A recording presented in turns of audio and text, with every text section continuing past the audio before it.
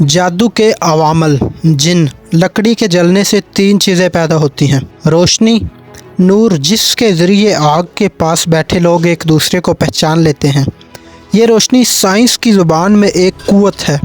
اللہ تعالیٰ نے اس روشنی نور سے فرشتوں کو پیدا کیا جو اس کائنات میں اللہ کے حکم کے مطابق قضاء و قدر کے کام کرتے ہیں۔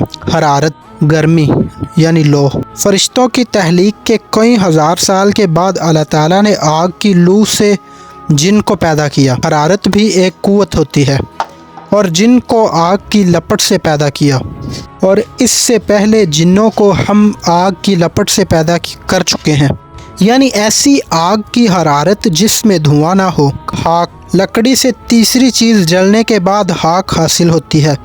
اس خاک کو سائنسدان مادہ کہتے ہیں اور انسان کو اللہ تعالیٰ نے مادی اجزاء سے پیدا کیا ہے۔ عرف عام میں اسے مٹی، خاک اور گرد کہتے ہیں۔ ہم نے انسان کو سڑی ہوئی مٹی کے سوکھے گارے سے بنایا۔ تخلیق آدم علیہ السلام سے ہزاروں سال پہلے اللہ تعالیٰ نے جن پیدا کیے، ان کو زمین میں خلافت دی۔ ان کے پاس بھی ان کی نسلوں میں سے پیغمبر آئے اور اس زمین پر نیک اور بد جن زندگی گزارتے رہے۔ پھر جنوں میں آپس کی لڑائیاں شروع ہو گئی۔ آخری زمانے میں ایک بہت بڑی جنگ ہوئی جس کی وجہ سے زمین فساد سے بھر گئی اور جنوں کی نسل بہت ہی قلیل مقدار میں رہ گئی۔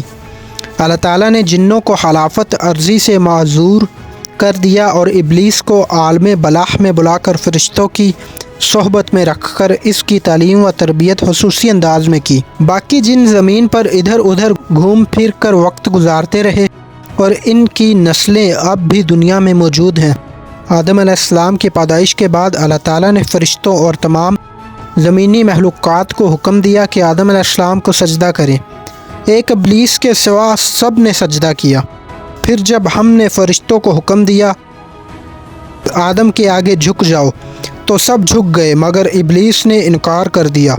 وہ اپنی بڑائی کے گھمنڈ میں پڑ گیا اور نافرمانوں میں شامل ہو گیا۔ اس دن سے انسان اور ابلیس کے درمیان ایک مستقل دشمنی پڑ گئی۔ شیطان نے اللہ تعالیٰ سے قیامت تک کے لیے مہلت مانگی، اللہ تعالیٰ نے دے دی۔ چنانچہ آدم علیہ السلام اور کروڑوں انسان فوت ہو چکے ہیں، لیکن ابلیس ابھی تک زندہ ہے۔ ابلیس بولا، مجھے اس دن تک مہلت دے جب کہ یہ سب دوبارہ اٹھائے جائیں گے۔ فرمایا، تجھے مہلت ہے۔ بولا، اچھا، تو جس طرح تو نے مجھے گمراہی میں مبتلا کیا ہے، میں بھی اب تیرے سیدھی راہ پر ان انسانوں کی گھات میں لگا رہوں گا اور انہیں گمراہ کروں گا۔ اسی طرح اس نے اللہ تعالیٰ کے بھرے دربار میں انتقام لینے کا اعلان کر دیا، اور وہ آج تک ہر ممکن طریقے سے ہر انسان کو گمراہ کرنے اور صراط المستقیم سے ہٹانے کی فکر کر رہا ہے اور کوشش میں لگا ہوا ہے۔ اس کی کروڑوں کے حساب سے اولاد ہے۔ جنوں اور انسانوں میں کروڑوں اس کے حکم کے تابع ہیں۔ اس کے وسوسوں سے ترغیبات اور تمنائیں انسانوں کو گمراہ کر رہی ہیں۔ ان شیاطین جن و انس کی وجہ سے جادو کا کاروبار بھی بہت وسیع ہو چکا ہے۔ کب، کیسے اور کس طرح اللہ تعالیٰ نے جنوں کو جادو کا علم دیا، اس کا کوئی ثبوت ہمارے پاس موجود نہیں۔ قرآن کی گواہی سورۃ البقرہ کہ انسان کو جنوں نے حضرت سلیمان علیہ السلام کی بادشاہت کے زمانے میں جادو سکھایا۔ مصر اور یونان کا جادو کا زمانہ سلیمان علیہ السلام کے زمانے سے پہلے کا ہے۔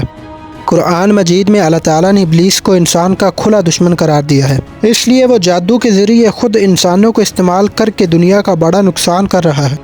انسان اپنی جہالت، حسد، بغض اور انتقام کے جذبات کی وجہ سے شیطان کے مکروہ فریب میں آ کر جادو کے کافرانہ چکر میں پڑ جاتا ہے۔ اس طرح اس کی دنیا اور آخرت دونوں برباد ہو جاتی ہیں اور شیطان مہلت سے فائدہ اٹھا لیتا ہے۔ جنات کا ذکر قرآن میں بار بار آیا ہے۔ ان میں نیک اور بد ہر طرح کے جن ہوتے ہیں۔ ان کے مذہب بھی مختلف ہیں۔ ان کی کثرت ابلیس کی اولاد ہے یا اس کے مذہب کی پیروکار ایک بڑی جماعت اس کے ڈسپلن میں ہے اور وہ ان کا بڑا سردار ہے۔